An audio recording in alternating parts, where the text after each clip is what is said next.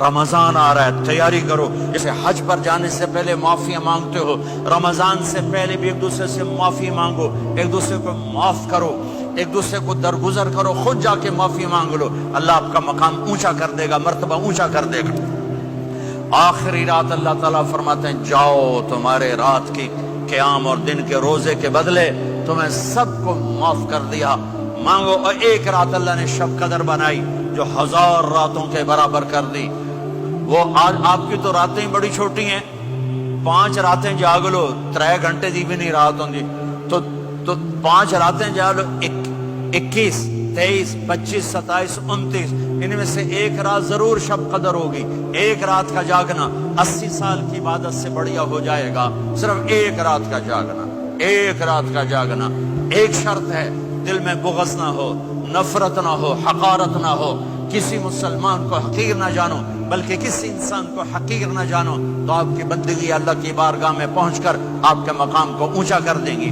تو عبادات میں ایک نماز ہے، پھر ایک روزہ ہے، پھر زکوٰۃ اور حج مالدار لوگوں کا فریضہ ہے، غریبوں کا نہیں ہے، متوسط طبقے کا نہیں ہے. تو عبادات کا جو نصاب ہے بڑا مختصر ہے. 5 نمازوں پہ کتنا وقت لگتا ہے؟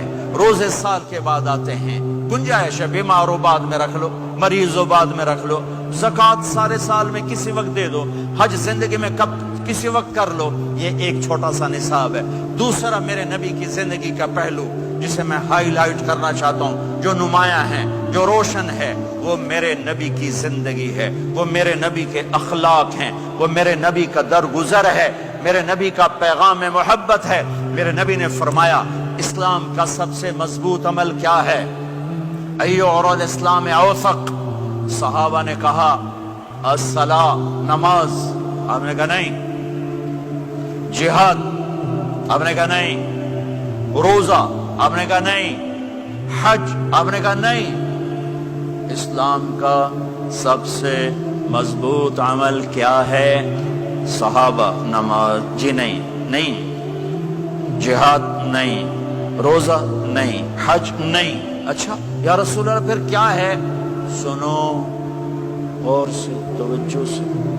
میرے نبی نے فرمایا اسلام کا سب سے مضبوط عمل آپس میں محبت کرنا ہے. اللہ کے لیے محبت کرنا ہے، اللہ کے لیے محبت کرنا ہے، اللہ کے لیے محبت کرنا ہے. اسلام پیغام محبت ہے. میرے نبی کی زندگی محبت کی پوری تصویر ہے. کسی سے نفرت نہیں، بغض اللہ کے لیے، محبت اللہ کے لیے. یہ اسلام کا سب سے مضبوط عمل ہے. میرے بھائیوں، میری بہنوں، اب دور دراز جگہ میں ہو، اب آپ یہیں کے، جن کے پاس پاسپورٹ ہیں وہ یہیں کے شہری ہیں. یہ آپ کا دیس ہے، یہ آپ کا وطن ہے. اسے محبت سے بھرو. پاکستان کی نفرتیں یہاں نہ زندہ کرو، ہندوستان کی نفرتیں، بنگال کی نفرتیں یہاں مت زندہ کرو. آپس میں امت بن کے رہو، مذہب کے نام پہ مت لڑو. یورپ میں یہ آگ لگی ہوئی ہے. میں بہت عرصے کے بعد آیا ہوں، مجھے نہیں پتا کہ یہاں مذہبی نفرت ہے یا نہیں ہے، لیکن چونکہ یورپ میں بہت دفعہ جانا ہوتا ہے، ہر سال ہوتا ہے، وہاں یہ جھگڑے، نفرتیں، ہماری مسجد تمہاری مسجد، ان کے پیچھے نماز نہیں، ان کے پیچھے نماز نہیں، یہ تو مسلمان ہی نہیں، یہ تو گستاخ رسول ہیں، یہ وہابی ہیں، یہ کافر ہیں. دیکھو میں ہاتھ جوڑتا ہوں، امت بن کے رہو، امت بن کے رہو، مومن بن کے رہو، مسلم بن کے رہو، مومنہ بن کے رہو، مسلمہ بن کے رہو. اختلاف رائے کو برداشت کرو. یہاں چاند کے مسئلے میں اختلاف ہوتا ہے، روزے کے ٹائم میں اختلاف ہوتا ہے. علماء سے کہتا ہوں اس اختلاف کو مٹھاؤ. جس میں سہولت ہو سارے وہ لے لو.